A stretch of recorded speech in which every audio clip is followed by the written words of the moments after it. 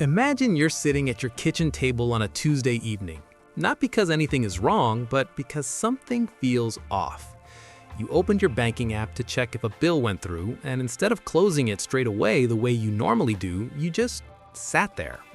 You scrolled up a little, looked at the numbers, did the quiet math in your head, and then you put your phone face down on the table and stared at the ceiling. Not because you're broke, you're not. You pay your bills, you show up to work, you're responsible. But there's this creeping, persistent feeling that everyone else seems to be moving forward financially and you can't quite figure out what you're missing. What the thing is that separates people who seem to quietly accumulate wealth from people who earn a perfectly decent living and somehow still feel like they're running in place. That feeling has a name, and more importantly, it has an explanation. Welcome to Smart Invests, and I spend way too much time thinking about money, financial psychology, and how people build wealth. If you're someone who struggles with feeling like you're doing everything right but still falling behind financially, make sure to hit the subscribe button and give this video a thumbs up if this helps you out. Because today, I want to walk you through something that is genuinely one of the most consequential economic shifts of our lifetime, and most people have absolutely no idea it's happening. Here's the thing most people believe, that wealth is built by earning more.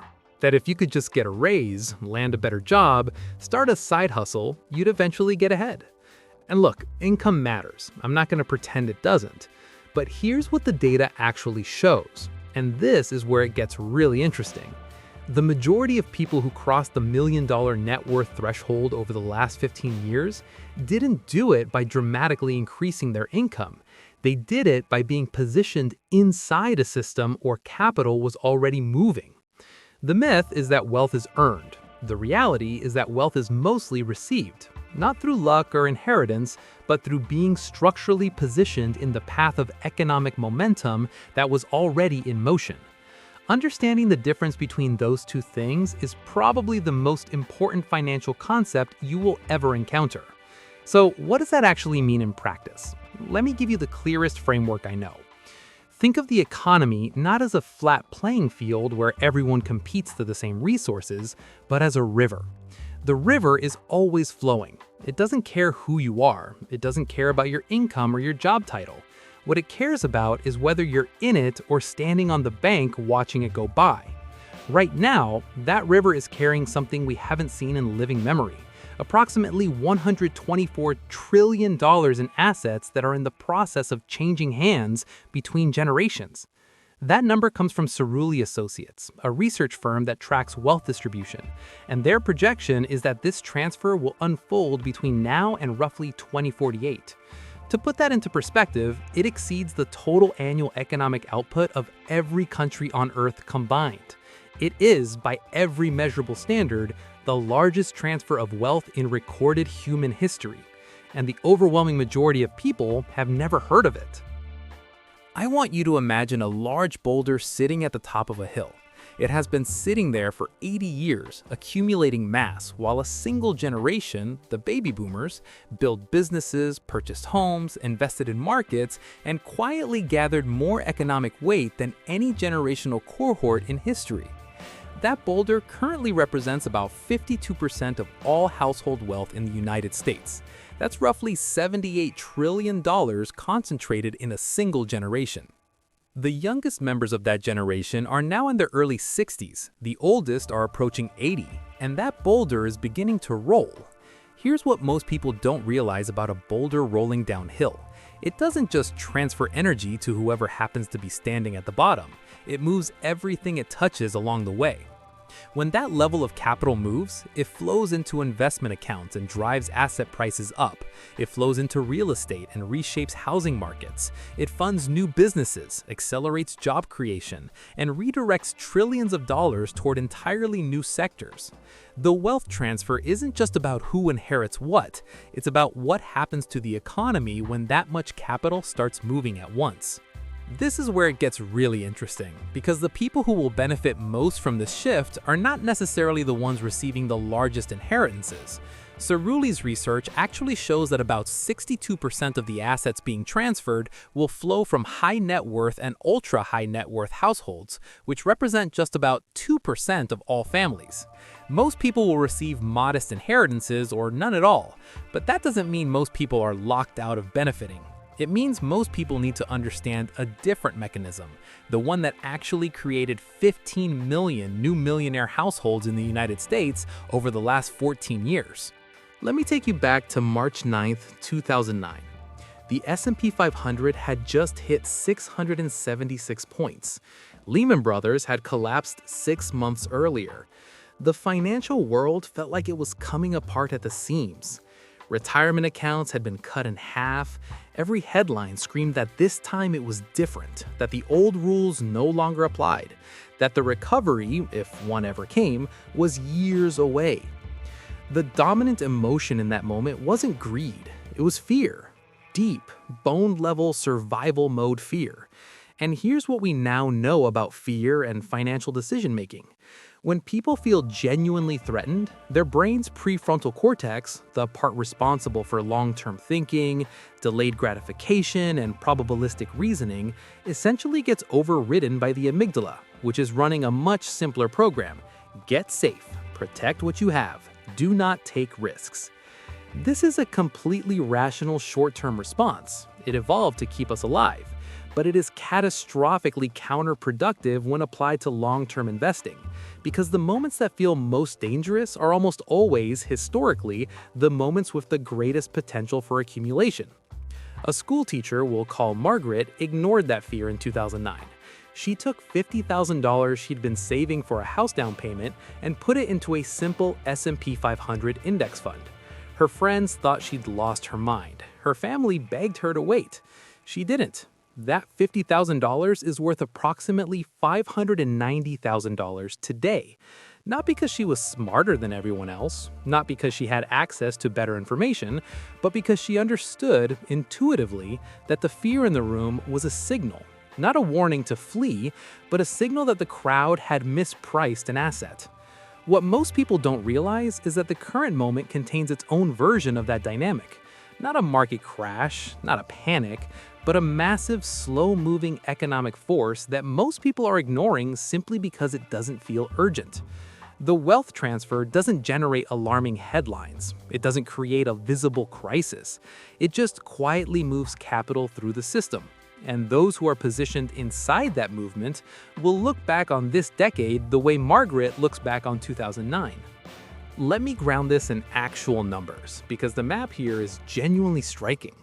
Take a 35-year-old today who starts investing $500 per month into a diversified index fund and keeps that up for 25 years, which roughly aligns with the duration of the Great Wealth Transfer.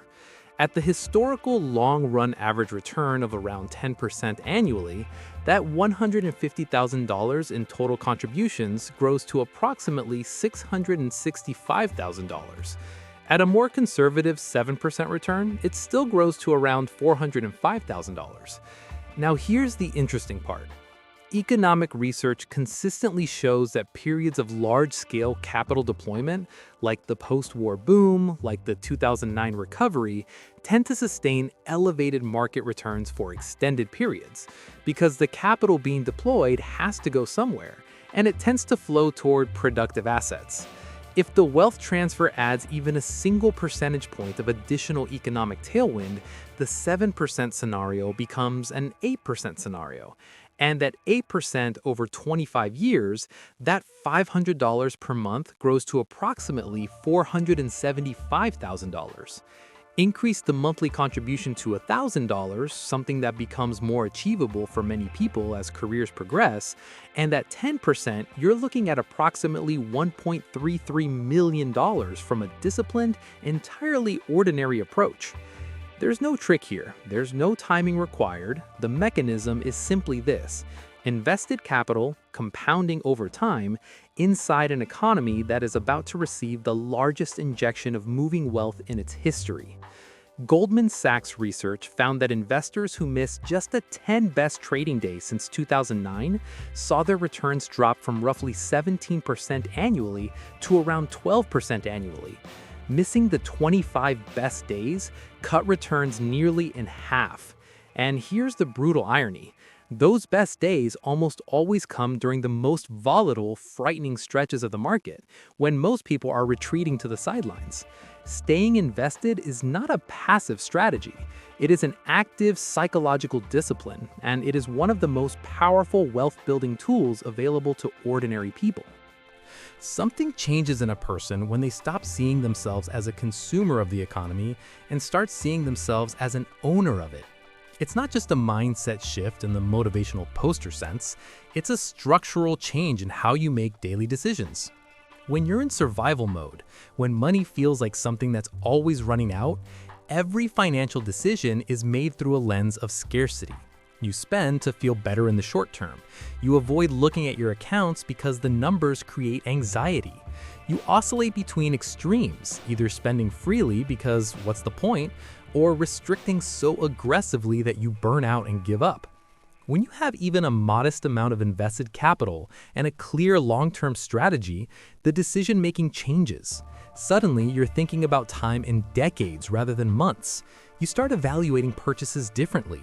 You develop a different relationship with patience.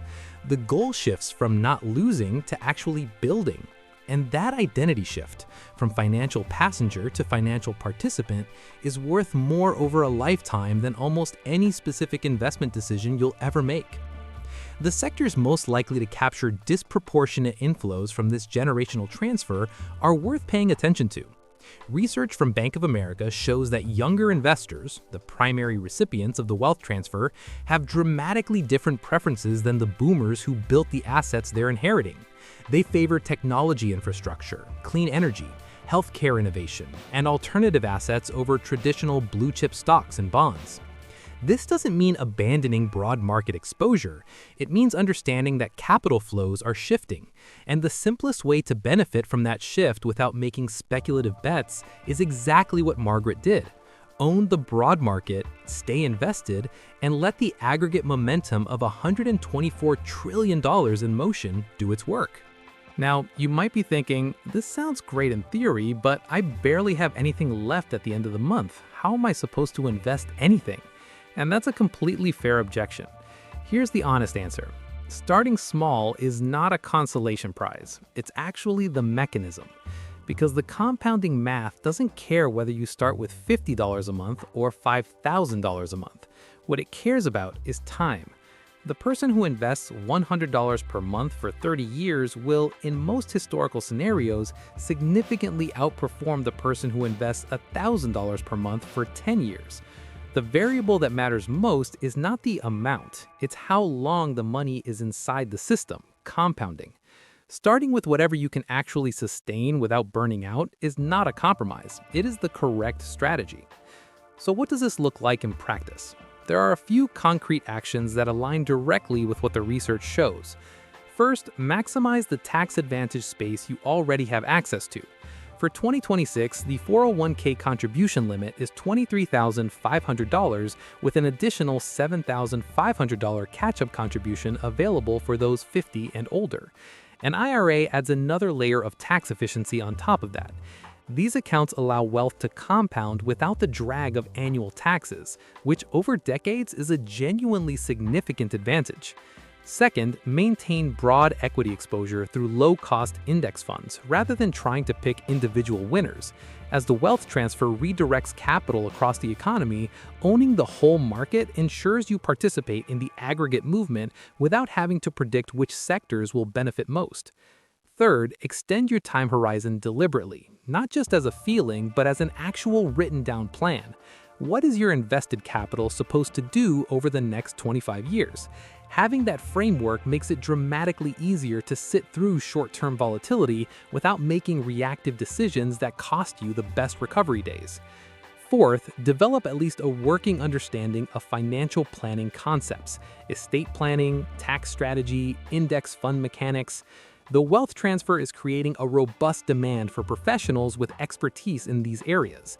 Whether you use that knowledge to pivot your own career or simply to make better personal decisions, financial literacy is genuinely one of the highest return investments available right now.